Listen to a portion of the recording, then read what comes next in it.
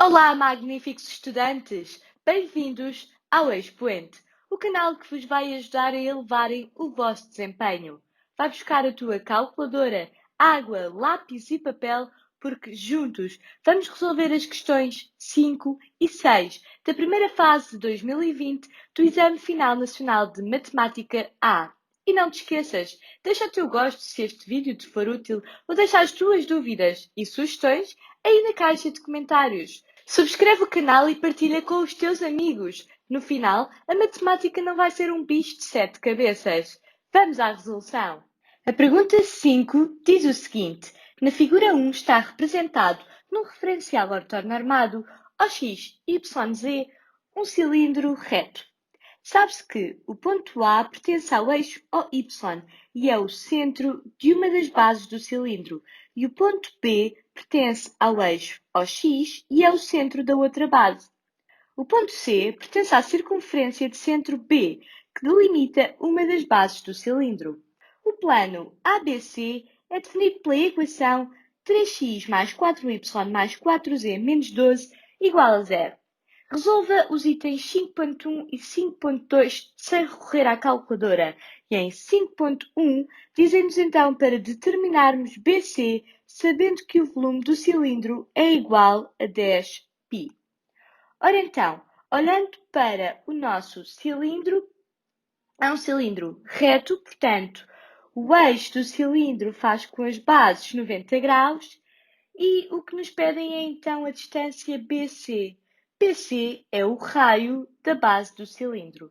Portanto, se nós temos o volume do cilindro, que é igual a 10π, e sabemos também que o volume do cilindro é igual à área da base vezes a altura, ou seja, é igual a π vezes o raio ao quadrado vezes a altura, que ainda podemos escrever como π vezes PC ao quadrado, ou seja, o raio da base, vezes a altura que é então AB. Portanto, pegando aqui mais no início e no final, podemos escrever a seguinte equação. 10π é igual a π vezes PC ao quadrado vezes AB. Ora então, se BC é o que nós queremos descobrir, precisamos de encontrar AB para conseguirmos tirar BC. Conseguimos descobrir AB? Claro que sim. Então, como é que vamos determinar o segmento de reta, o comprimento do segmento de reta AB? É muito fácil. Porquê? O que é que nós sabemos do ponto A? O ponto A pertence ao eixo OY, portanto, as coordenadas vão ser 0 em x, em y não sabemos, vai ser o y do ponto A, e em z também é 0, nula essa coordenada. E do ponto B também sabemos muitas coisas. Sabemos que a coordenada x temos que descobrir, é verdade, mas que a coordenada y é nula, assim como a coordenada z, porque pertence ao eixo OX. E agora, o que é que nós podemos então fazer? Recorrer à equação do plano. Porquê? Porque A e B pertencem a ABC, ao plano ABC. Portanto, têm que satisfazer esta equação, as suas coordenadas. Então é isso que vamos fazer. Vou pegar no ponto A primeiro e vou substituir as coordenadas do ponto A na equação do plano. Ou seja, vamos fazer 3 vezes 0, que é a coordenada x do ponto A, mais 4 vezes o y do ponto A, mais 4 vezes 0, que é novamente o z do ponto A, menos 12 igual a 0. E com isto temos então 0, 0, ficamos com 4y do ponto A igual a 12, ou seja, o y do ponto A é igual a 12 sobre 4, que é 3. Portanto, o ponto A é então 0, 3, 0. Falta agora descobrir o ponto B e vamos fazer exatamente o mesmo. Portanto, 3 vezes o x do ponto B, mais 4 vezes 0, mais 4 vezes 0, o y e o z do ponto B, menos 12 igual a 0, e, portanto, temos então 3x do B é igual a 12, ou seja, retiramos que o x do ponto B é igual a 12 sobre 3, que é igual a 4. Portanto, o ponto B tem então coordenadas 4, 0, 0. Ora então, já temos as coordenadas dos pontos, portanto precisamos descobrir agora a distância. Quem souber este triângulo de cor sabe já que temos então que a distância é 5, porque temos o quê? Temos que a distância entre a origem e o ponto A é 3 e que a distância entre a origem e o ponto P é 4. E, portanto, isto é um triângulo retângulo com os catetos 3, 4, cuja hipotenusa é 5. Mas se não soubermos isto, podemos fazer a fórmula de distância entre pontos, que é a diferença de coordenadas, a raiz da diferença das coordenadas ao quadrado. Portanto, vou fazer a B menos o A. Vamos então ter 4 menos 0 ao quadrado, mais 0 menos 3 ao quadrado, mais 0 menos 0 ao quadrado, que é igual à raiz de 4 ao quadrado, mais menos 3 ao quadrado. Aqui já não vou colocar o zero, portanto temos a raiz de 16 mais 5, que é igual à raiz de 25 e, portanto, é igual a 5. Ora, então, já temos a altura do cilindro. Portanto, podemos, então, continuar a substituir. Ou seja, o π corta com o π e ficamos com 10 igual a bc ao quadrado vezes 5, ou seja, bc ao quadrado igual a 10 sobre 5, ou seja, bc igual a mais ou menos a raiz de 2. Não é, aqui neste caso, mais ou menos, é apenas mais porque estamos a falar de um comprimento. Portanto, a distância BC é igual a raiz de 2 unidades de medida. Antes de partirmos para a próxima questão, venho só lembrar-te que podes deixar qualquer dúvida que tenhas na caixa de comentários e fazer gosto no botãozinho aí em baixo para que possamos ajudar ainda mais estudantes a elevarem os seus desempenhos e conhecimentos. Faz pausa, nós esperamos. Já está? Então vamos lá à próxima questão. Na pergunta 5.2, dizem-nos seja P o ponto de coordenadas 3, 5, 6. Determina as coordenadas do ponto do plano ABC que se encontra mais próximo do ponto P. Primeiro que tudo, quando nós temos um plano qualquer e temos um ponto fora deste plano, então o ponto mais próximo deste ponto no plano é sempre o ponto cuja reta é perpendicular ao plano. Qualquer outro ponto fica sempre a uma distância maior do que o ponto que resulta da interseção da reta perpendicular e que passa neste ponto, ok? Portanto, o que nós precisamos de saber é então quais as coordenadas deste ponto de interseção de uma reta perpendicular ao plano ABC. E é isso que vamos descobrir. Vou escrever então a nossa reta R.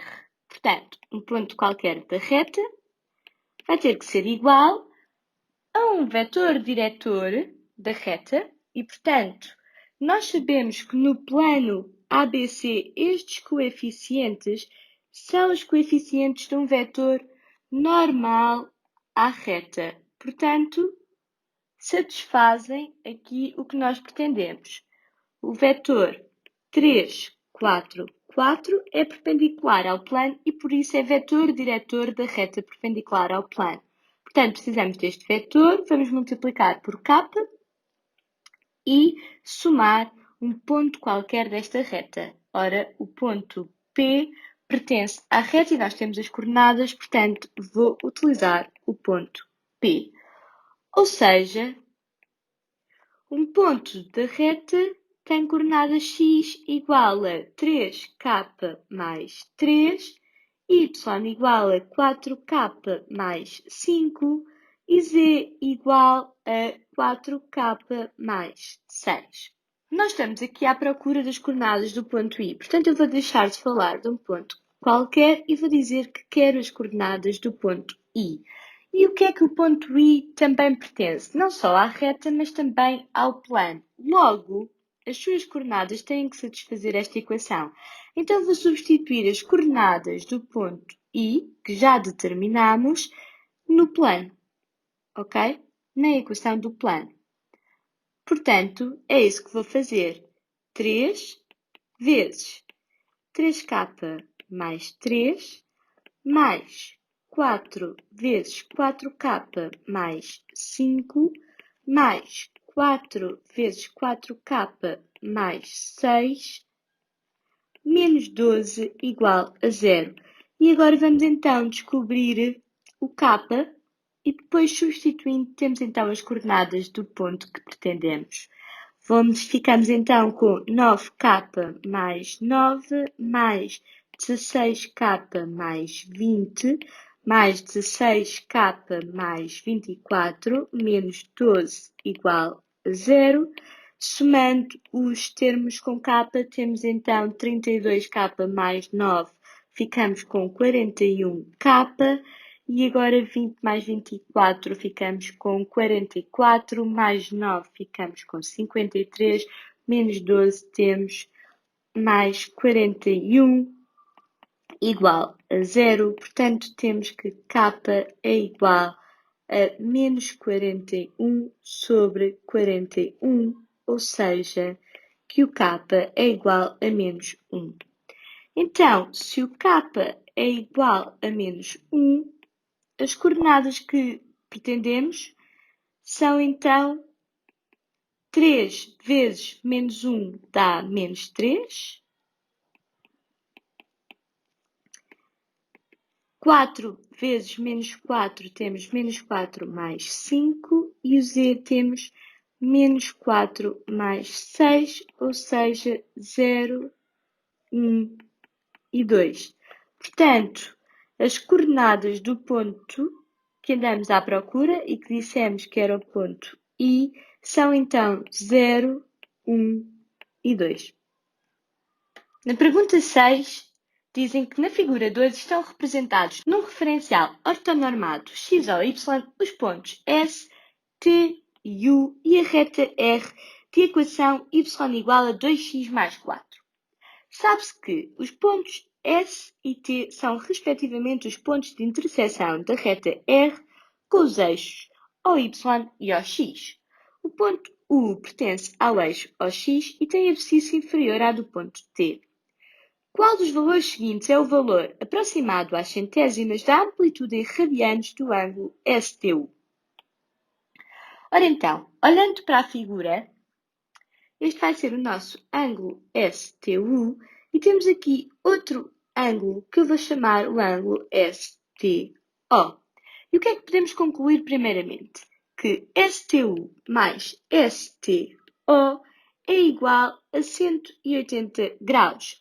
Ou então, como pretendemos já que a resposta vai estar em radianos, vou substituir estes 180 graus por π. E o que é que nós podemos fazer? Se nós andamos à procura do STU, temos então que determinar o STO. Como é que descobrimos o STO? Através do declive da reta. Nós sabemos que o declive da reta R é igual a 2. Ou seja, quando nós andamos uma unidade na horizontal, subimos 2 unidades na vertical. É isto que quer dizer que o declive da reta é 2. Então, eu consigo descobrir o ângulo STO. Porquê? Porque eu sei que a tangente do ângulo STO é igual ao lado oposto sobre o lado adjacente e por isso podemos escrever que a tangente do ângulo STO é igual a 2, que é o lado oposto, sobre 1. E com isto, dizemos então que o ângulo STO é igual ao arco tangente de 2. Pegando novamente na nossa equação inicial, podemos dizer então, primeiro vou escrevê-la novamente, STU mais STO igual a π, e agora substituindo o STO, ficamos com STU mais arco tangente de 2 igual a π, e portanto STU vai ser igual a π menos o arco tangente de 2, que se recorrermos à calculadora, e não se esqueçam de pôr a calculadora em radianos, vamos ter que aproximadamente é 2,03 às centésimas. Portanto, a nossa resposta correta é a hipótese C. Obrigada por teres assistido. Já deixaste o teu gosto? Então, de que estás à espera? O teu feedback é importante para nós. Não te esqueças também de subscrever o canal e de ativar as notificações para que possas sempre estudar connosco. Segue-nos também nas redes sociais e já sabes, ao expoente, eleva o teu desempenho.